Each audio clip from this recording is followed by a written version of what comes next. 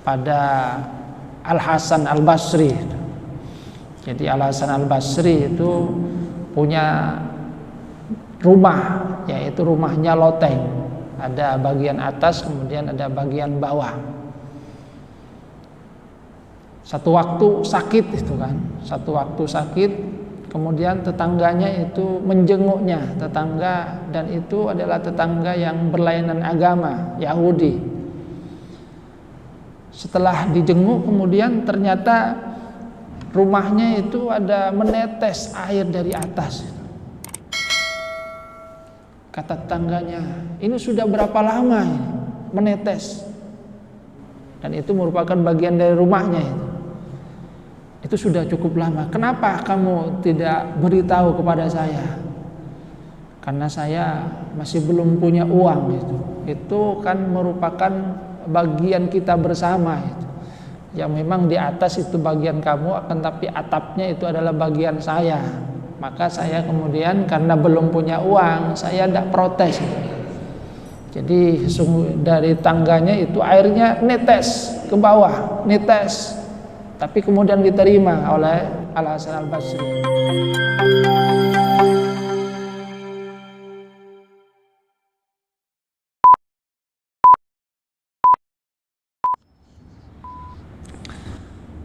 Assalamualaikum warahmatullahi wabarakatuh.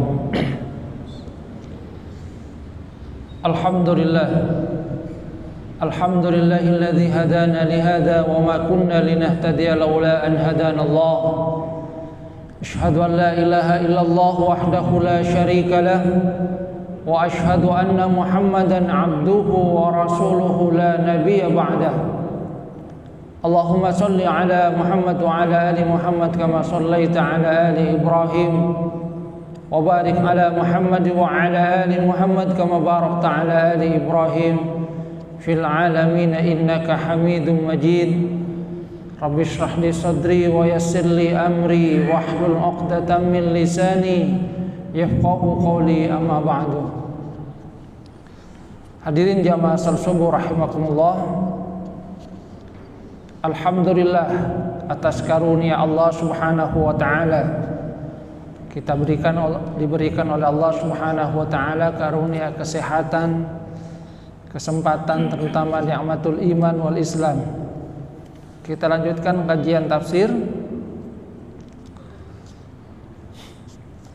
Setelah Allah Subhanahu wa taala menjelaskan tentang bagaimana cara untuk menjaga agar keluarga itu menjadi utuh, menjaga ketentraman di dalam keluarga, maka kemudian Allah Subhanahu wa taala menjelaskan lebih lanjut tentang petunjuk yang diberikan mengenai tata cara menjaga ketentraman di tengah-tengah masyarakat, menjaga hubungan baik di tengah-tengah masyarakat.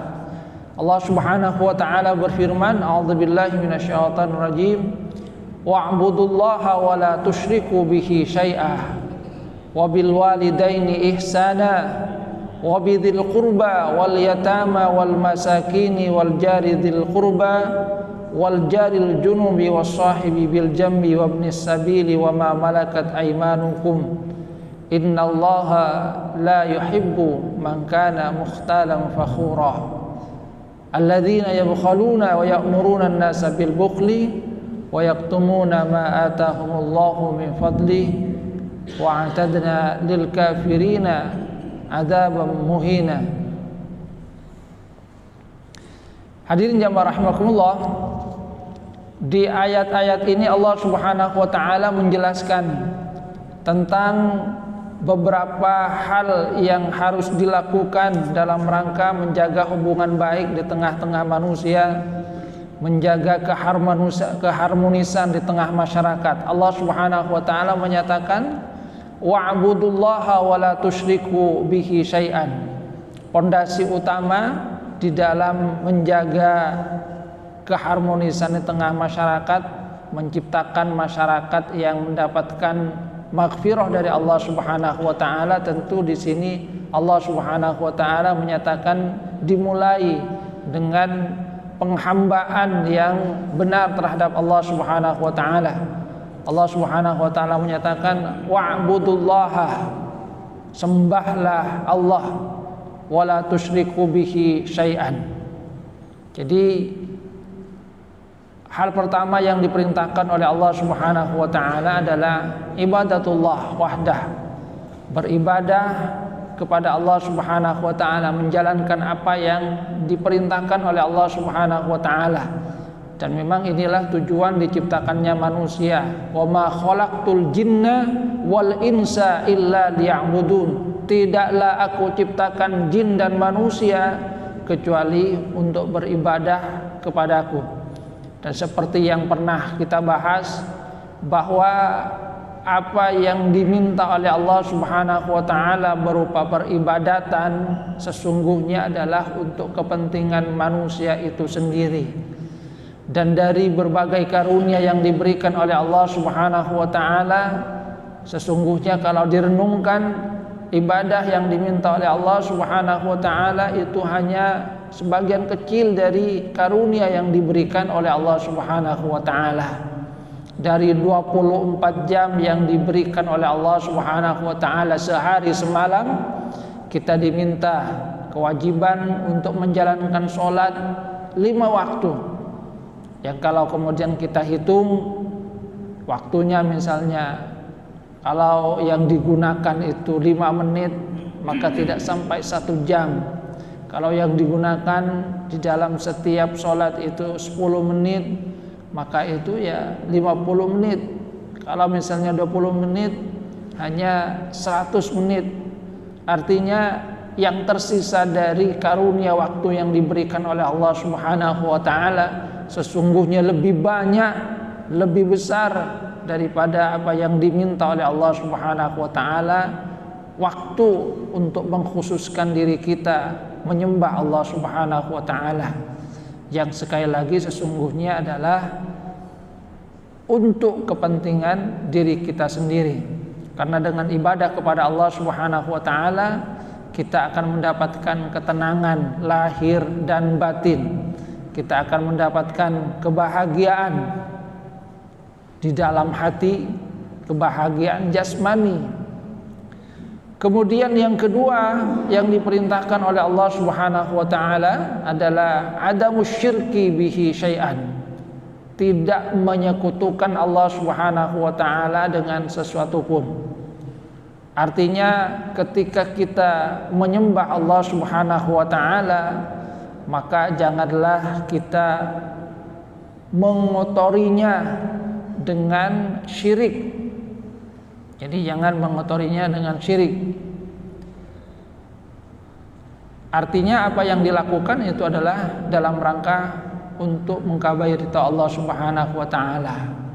Sehingga dikatakan bahwa al-ibadah wal ikhlas asasuddin, bahwasanya ibadah dan keikhlasan itu adalah dasar atau pondasi di dalam agama. Al-isyraq, yang kalau kita lihat di dalam Al-Quran, isyraq itu kata Syekh Mutawalli Asy-Sya'rawi, kata Syekh Wahbah Zuhaili, pertama misalnya yang disyaratkan di dalam Al-Quran firman Allah Subhanahu wa taala, seperti halnya yang dilakukan oleh musyrikil Mekah, musyrikil Arab, di mana mereka menyembah berhala, ibadatul asnam. Firman Allah Subhanahu wa taala, a'udzubillahi minasyaitonir rajim, wa ya'buduna min dunillahi ma la yadurruhum wa la yanfa'uhum wa yaquluna haula'i syufa'auna 'indallah. Mereka menyembah selain Allah sesuatu yang tidak bisa memberikan mudarat, tidak juga memberikan manfaat, namun mereka meyakini bahwa apa yang mereka sembah selain Allah, berhala itu akan menjadi penolong di sisi Allah Subhanahu wa taala. Ini kesesatan yang nyata, syirik, menyembah selain Allah Subhanahu wa taala. Atau seperti halnya yang dilakukan oleh orang-orang Nasrani ketika mereka menyembah Al-Masih, ittakhadhu ahbarahum wa ruhbanahum arbabam min dunillah wal Masih ibn Maryam, di mana mereka itu menjadikan arbab, para pendeta mereka, sebagai Tuhan selain Allah Subhanahu wa taala, menyatakan bahwasanya Nabi Isa Al-Masih itu sebagai anak Allah. Padahal kata Allah Subhanahu wa taala, "Wa ma umiru illa liya'budu ilahan wahidan." Padahal mereka tidak diperintah kecuali untuk menyembah Tuhan yang satu, Allah Subhanahu wa taala, la ilaha illahu.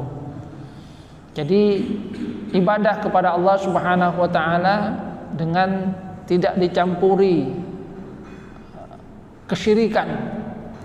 Karena Allah Subhanahu wa taala mengisyaratkan di dalam ayat yang lain bahwa semua dosa itu akan diampuni oleh Allah Subhanahu wa taala kecuali dosa syirik. Jadi yang pertama dan yang kedua yang diperintahkan oleh Allah Subhanahu wa taala, dan ini merupakan asasuddin, adalah ibadah semata karena Allah Subhanahu wa taala dan tidak menyekutukan Allah Subhanahu wa taala. Karena ini adalah pondasi utama. Pondasi utama di dalam meraih kebahagiaan agar masyarakat itu mendapatkan maghfirah dan rahmat dari Allah Subhanahu wa taala. Maka pondasi yang disebutkan pertama oleh Allah Subhanahu wa taala adalah menjalin hubungan yang benar dengan Allah Subhanahu wa taala. Ibadah dilakukan dengan tanpa dicampuri kesyirikan. Kemudian hal yang ketiga yang diperintahkan oleh Allah Subhanahu wa taala di dalam lanjutan ayat ini adalah, nanti setelah ini adalah menjalin hubungan yang baik dengan sesama manusia, al-ihsan, memberikan kebaikan. Yang pertama adalah al-ihsan bil walidain wa bil walidaini ihsanah, berbuat baik kepada kedua orang tua. Jadi setelah manusia diperintahkan oleh Allah Subhanahu wa taala dalam rangka menjalin hubungan yang baik dengan Allah Subhanahu wa taala lewat ibadah, tidak menyekutukan Allah Subhanahu wa taala dengan sesuatu pun, maka kemudian manusia diperintahkan untuk berbuat baik terhadap manusia, terhadap orang yang ada di sekelilingnya. Yang paling utama adalah al-ihsan bil walidain. Di dalam ayat ini Allah Subhanahu wa taala menyatakan wabil walidaini ihsanah. Yang kata para mufassir, kenapa digunakan kata bil walidain, bi, bukan ilah? Ada pandangan dari mufassir bahwasanya penggunaan kata bi di sini bukan ilah, karena ilah itu menunjukkan adanya satu jarak, sementara bi itu menggambarkan kedekatan. Yang isyaratnya bahwa kenapa manusia diperintahkan oleh Allah Subhanahu wa taala berbuat baik yang di situ dengan kata bi, bahwa perbuatan baik yang dilakukan itu adalah perbuatan baik yang memang menggambarkan kedekatan seorang itu dengan orang tuanya. Karena keduanya merupakan orang yang paling banyak memberikan manfaat, memberikan sumbangsi di dalam kehidupan dirinya. Makanya Allah Subhanahu wa taala bahkan menggandingkan di beberapa ayat syukur kepada Allah Subhanahu wa taala dengan syukur kepada orang tua. Di dalam Al-Quran surat Al-Isra misalnya Allah Subhanahu wa ta'ala menyatakan, a'udzubillahi minasyaitonir rajim, wa qada rabbuka alla ta'budu illa iyyah wa bil walidaini ihsana. Dan Tuhanmu telah menetapkan supaya kamu tidak menyembah kecuali Dia, yaitu Allah, wa bil walidaini ihsana, dan berbuat baik kepada kedua orang tua. Jadi penghambaan diri kepada Allah Subhanahu wa taala di dalam ayat ini kemudian digandingkan dengan perbuatan baik kepada kedua orang tua. Di dalam Al-Quran surat Luqman Allah Subhanahu wa taala menyatakan anishkurli wali walidaik ilayyal masir. Hendaknya kamu itu bersyukur kepadaku dan juga kepada kedua orang tuamu. Yang isyaratnya sekali lagi bahwa orang yang paling harus kita banyak berbuat baik adalah kedua orang tua. Makanya Rasulullah sallallahu alaihi wasallam itu juga mengisyaratkan bahwa keridhaan Allah Subhanahu wa taala, ridallah fi ridal walidain. Keridhaan Allah Subhanahu wa taala ada pada keridhaan terhadap dari orang tua. Wa sukhtullah fi sukhtil walidain. Dan kemurkaan Allah, kebencian Allah itu juga ada pada kemurkaan kedua orang tua. Sehingga satu hal yang harus kita lakukan juga dalam rangka mencari ridha Allah Subhanahu wa taala adalah lewat pengabdian kepada orang tua. Bahkan dikatakan bahwa orang tua itu adalah ausatu abwabil jannah, merupakan pintu surga yang paling tengah, yang paling dekat, yang harusnya dilakukan oleh manusia. Seorang manakala dia ingin untuk masuk surga, maka hendaklah dia banyak berbuat baik kepada kedua orang tuanya. Sehingga Rasulullah sallallahu alaihi wasallam itu juga mengisyaratkan dalam banyak hadisnya bagaimana seharusnya seseorang itu menghormati kedua orang tuanya. Ketika orang tuanya terutama ya pada saat sudah sepuh, maka kemudian Allah Subhanahu wa taala menyatakan fala taqul lahuma uffin wala tanharhuma. Jangan berkata kepada keduanya uff, jangan menghardik keduanya, karena itu merupakan satu perbuatan tercela. Bahkan yang diperintahkan adalah berbuat baik, ihsan, berbuat yang terbaik kepada kedua orang tua, karena keduanya sekali lagi merupakan ausatu abwabil jannah, pintu surga yang paling tengah, yang paling dekat, yang bisa diraih oleh manusia.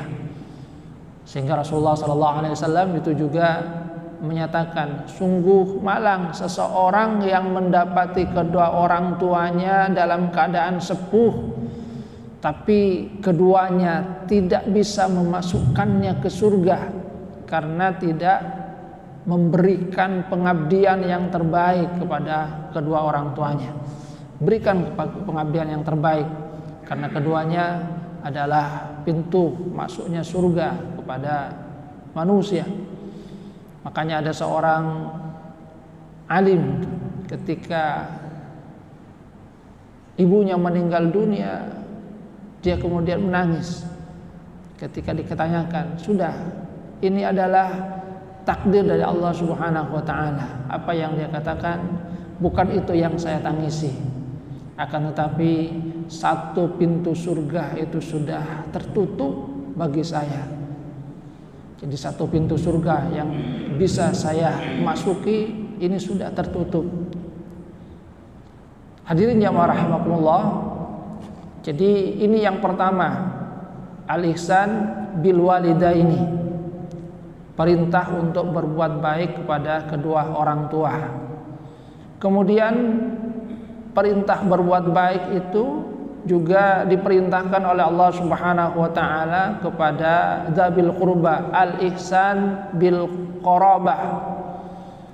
Jadi berbuat baik terhadap kerabat dekat, yang di dalam ayat ini Allah Subhanahu wa taala menyatakan bahwa yang perlu kita berbuat baik adalah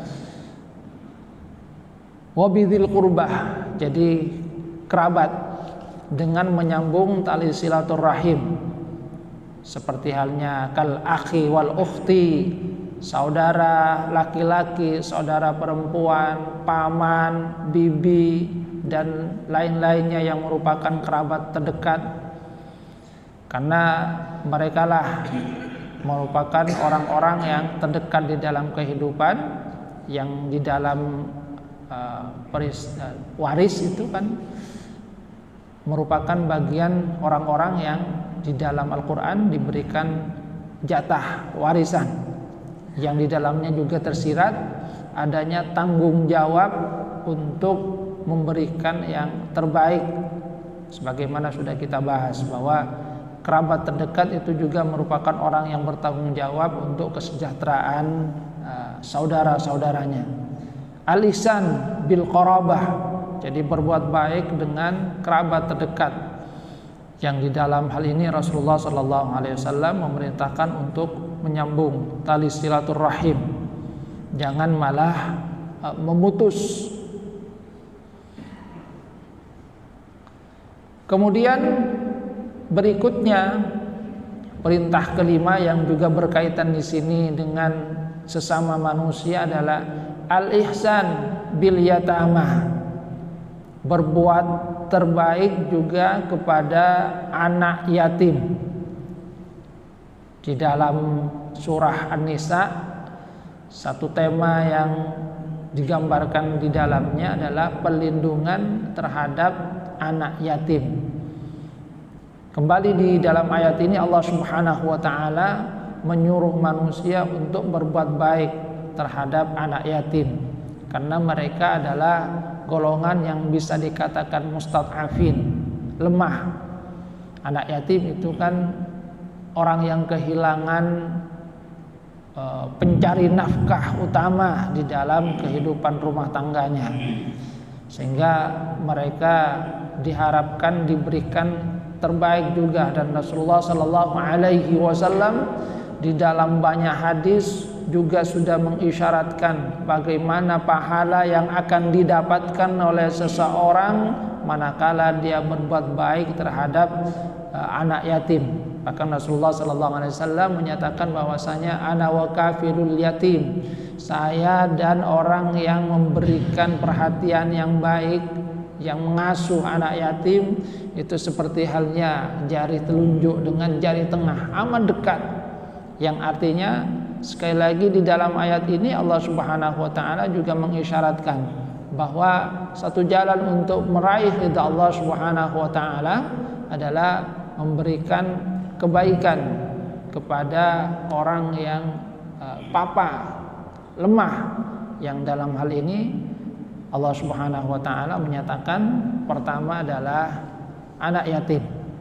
Kemudian golongan mustad'afin yang kedua yang Allah Subhanahu wa taala memberikan perintah juga untuk berbuat baik adalah al-ihsan bil masakin, kepada orang-orang miskin, wa humul muhtajuna alladzina la yajiduna ma yakfihim, yaitu orang-orang yang mempunyai kebutuhan, yang membutuhkan, yang tidak mendapatkan kecukupan di dalam kehidupan mereka.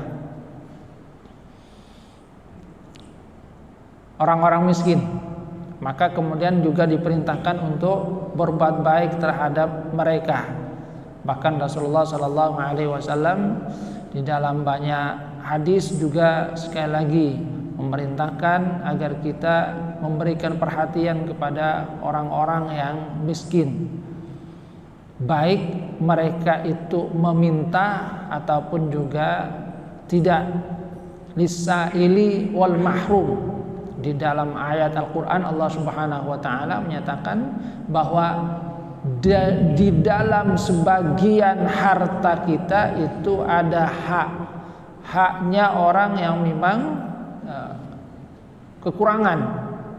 Lisaili wal mahrum, baik dia itu meminta ataupun yang menjaga diri walaupun sesungguhnya dia tidak mempunyai hal yang harus diberikan kepada dirinya, tidak mempunyai kecukupan, tetapi karena iffahnya, menjaga kehormatan dirinya, dia kemudian tidak meminta-minta. Allah Subhanahu wa taala mengisyaratkan bahwa di dalam harta orang kaya ada hak dari mereka. Al-ihsan bil masakin. Kemudian berikutnya al-ihsan bi al-jari dzil qurbah. Kemudian juga arjalil junub, berbuat baik terhadap tetangga. Ada ulama yang menyatakan batasan tetangga itu seperti apa. Ada yang menyatakan bahwa tetangga itu sampai 40 rumah dari kita. Jadi 40 rumah itu. Ada yang menyatakan tidak ada batasan dari tetangga, kan tapi merupakan orang-orang yang hidupnya, yang rumahnya berdampingan dengan kita. Ada banyak hadis juga yang diberikan oleh Rasulullah sallallahu alaihi wasallam yang menggambarkan bagaimana memang Rasulullah sallallahu alaihi wasallam memerintahkan agar seorang muslim itu memperhatikan tetangganya.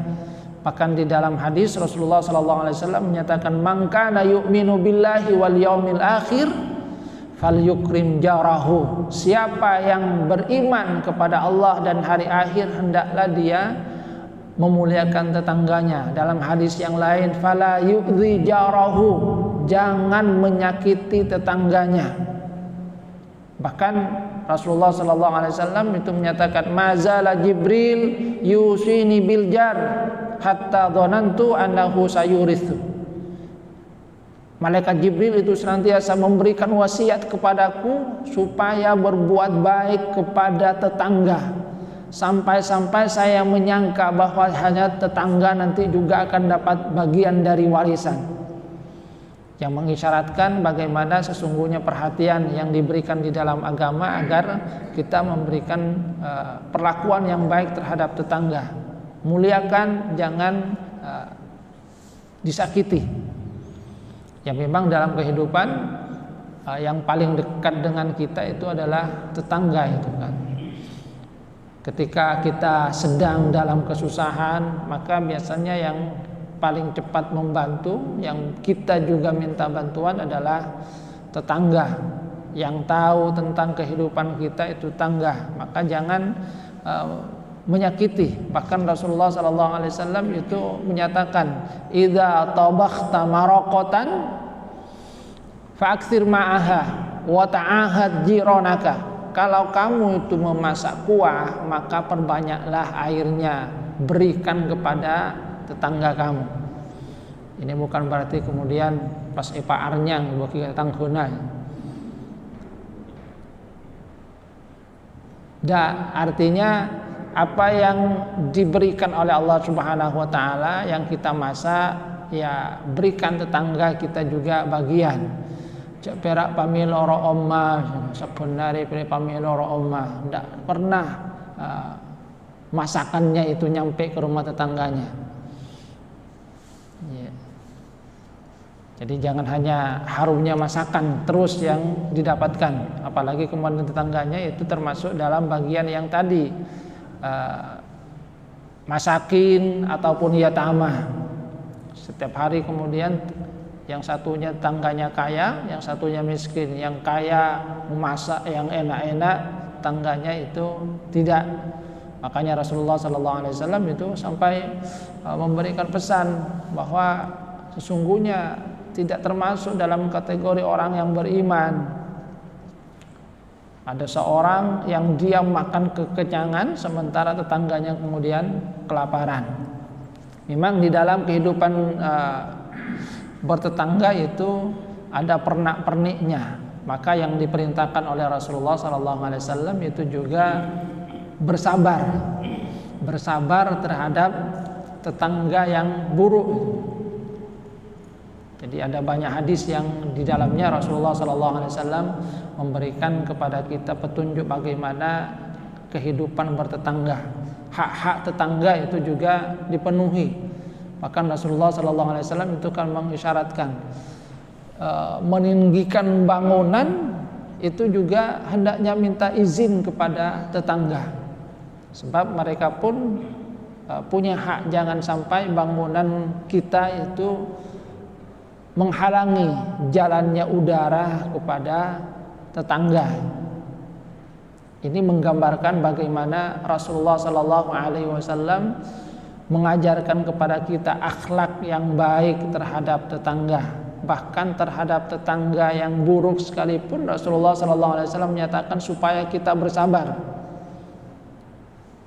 Berdekatan misalnya, tetangganya tanpa minta izin kemudian memaku bagian gedung kita, dan itu sudah pernah juga disampaikan oleh Rasulullah sallallahu alaihi wasallam.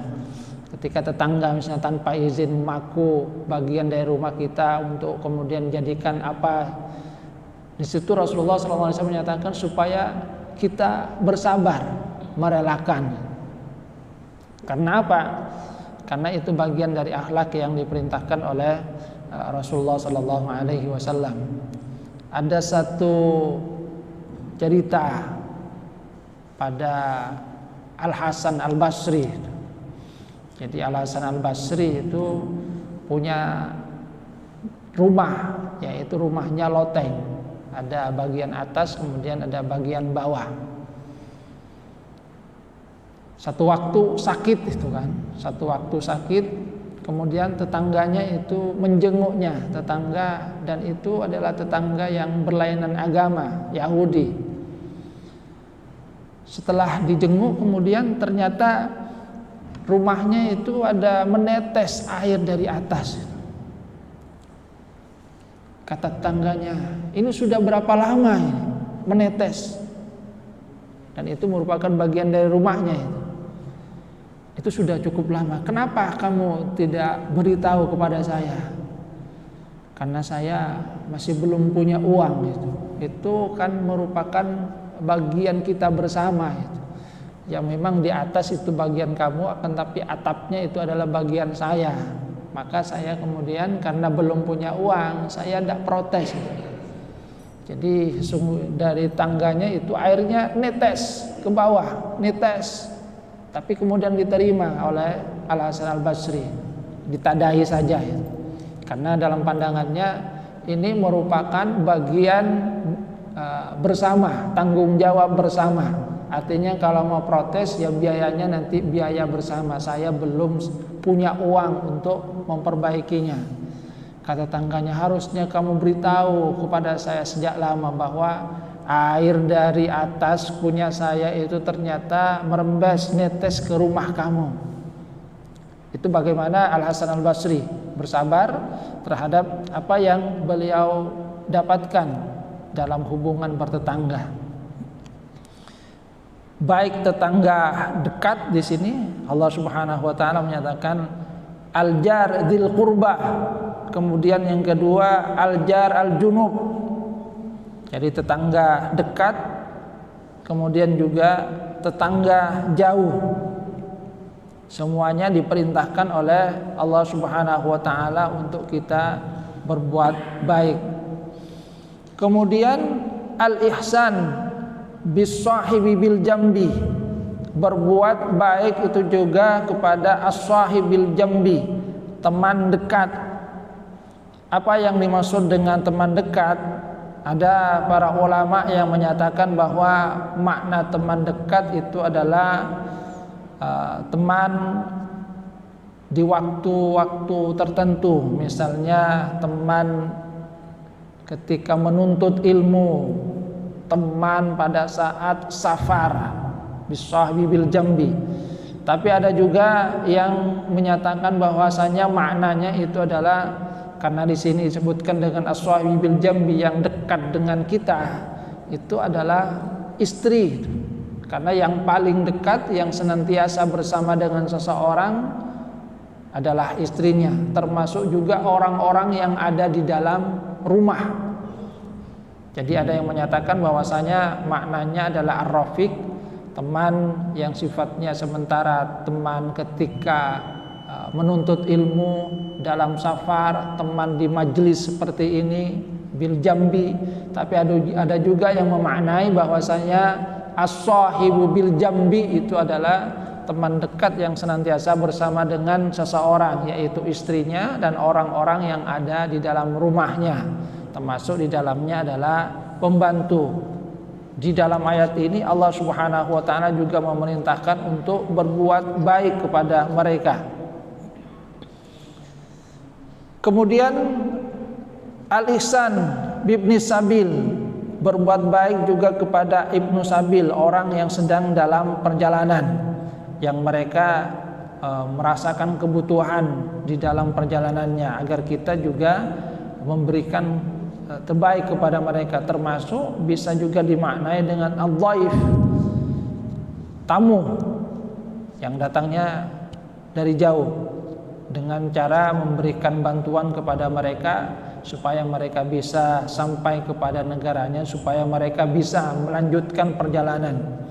Kemudian berikutnya Allah Subhanahu wa taala menyatakan al-ihsan bima malakat aimanukum, yaitu orang-orang yang kita miliki budak, ataupun mungkin juga bisa dimaknaiskan dengan pembantu, orang-orang yang Allah Subhanahu wa taala titipkan, di mana Rasulullah sallallahu alaihi wasallam menyatakan tentang mereka, itu adalah saudara kamu yang Allah Subhanahu wa taala titipkan kepada kamu sebagai amanah, maka perlakukanlah mereka dengan baik. Yang dimana Rasulullah SAW menyatakan, jangan berikan kepada mereka beban yang terlalu berat.